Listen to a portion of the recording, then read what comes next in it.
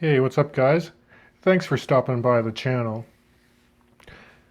So for this video, I wanted to give you a quick review of one of my favorite affordable quartz chronographs on the market, and that is the Bulova Lunar Pilot, which has been around for a few years, but prices have steadily gone down more recently, and now you can pick these up for around 300 Canadian dollars.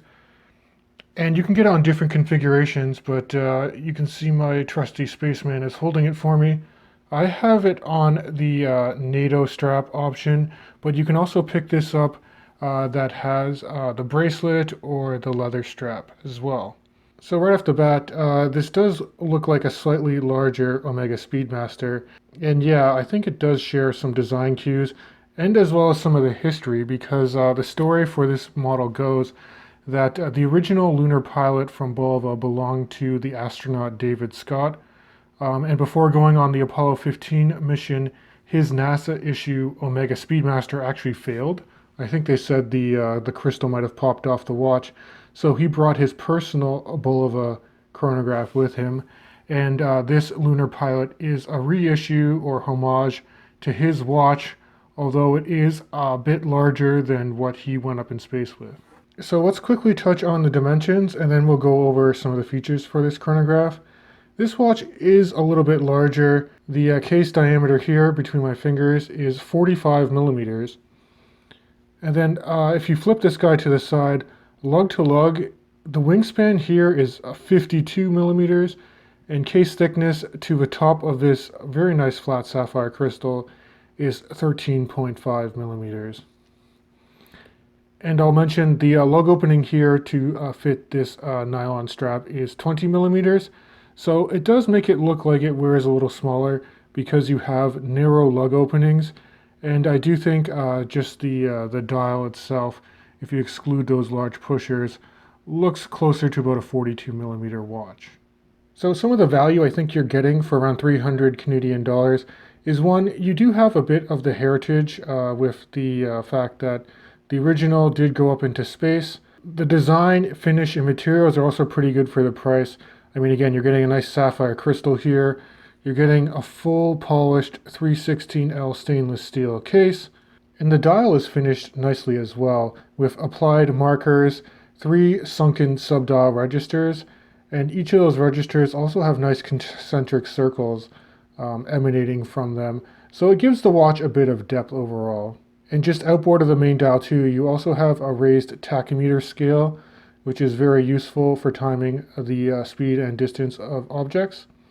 I also like the tactile feel of these pushers. They're large, but you're not going to accidentally engage the chronograph. If you push the one here closer to 2 o'clock, that will engage the actual chronograph seconds hand. And you can see the fast sweep here on the 3 o'clock subdial, which is your 1/10 of a second indicator. So that one will keep going really quickly until about 30 seconds. And if you were to stop the chronograph before then, you can actually get up to 1/10 of a second in terms of accuracy. Now what's kind of interesting is that Bulova uses their ultra-high frequency movement here, which beats away at 262 kilohertz. And that gives you that really nice, almost mechanical sweep there of the chronograph seconds hand. But also, if you look at the running seconds, and that's the subdial here near the 6 o'clock position, it actually beats away at 2 ticks every second. So unlike most quartz movement where you just get 1 tick a second, this guy's going a little bit quicker.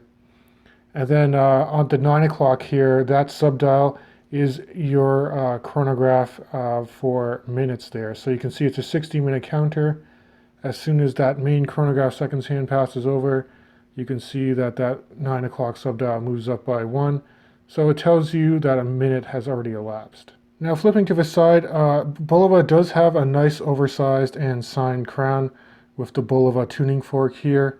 This is not a screw-down crown, unfortunately. It's just a push-pull crown. And given that you can just push and pull the crown in, you get about a 50-meter water resistance rating, which, let's be honest, for most pilot chronographs, that's perfectly acceptable. Another thing that really surprised me about this watch is the quality of the nylon strap. First of all, you got some nice Bulova signed hardware here on this portion and also I think on the buckle as well. That's quite nice. The strap is reinforced. I like how they added this extra leather padding to where the holes are punched into the long piece of the strap. And interestingly, I thought this was a one-piece NATO strap, but it's actually a two-piece. So if I loosen this guy up so you can see the case back, you can see that the strap is actually two separate pieces. But on this case back here, you can see the designation that this was used at the Apollo 15 mission back in 1971. It does inform you as well that you got that 50-meter water resistance rating, sapphire crystal, stainless steel case, and you can see that the case back is also screwed in, helping with that 50 meters of water resistance. So here's a quick wrist shot of how the Bulova Lunar Pilot looks on my 19 centimeter circumference wrist, or about 7.5 inches if you're going imperial. And it does sit quite flat on the wrist. I kind of wish that the lugs turned down a little, given that you got a 52 millimeter lug to lug distance there. But I think the overall height is perfectly acceptable, given that it is a chronograph, but it's a quartz chronograph. Legibility of this watch is also quite good. They actually applied some really decent lume to the applied markers and hand stack. Not to the three subdials on the watch, but if you're just looking at the main chronograph hand and the applied markers, it's quite easy to get a good register for what the time is. So as far as points for subtle improvement, I mean, I do wish that they made this a 42 millimeter watch with a shorter wingspan, because I do find if you're going to have a wrist size smaller than 7 inches, this might overhang your wrist just a little bit. And then, as I mentioned, I do wish that they had a screw down crown here and maybe bump up the water resistance to about 100 meters. I think that would just make this a really good one watch everyday beater that you typically don't have to worry about the downstream service costs for mechanical chronograph. And guys, at the end of the day, for around $300, I think you're getting a lot of watch for the money. They went the extra mile by using their ultra high frequency quartz movement, decent sapphire crystal, nice legibility and lume, and the build quality in the strap is pretty good as well. But guys, if you have any other questions, feel free to leave a question in the comments section below. If you like this content, please consider subscribing to my YouTube channel. And as always, I'll catch you guys in the next video.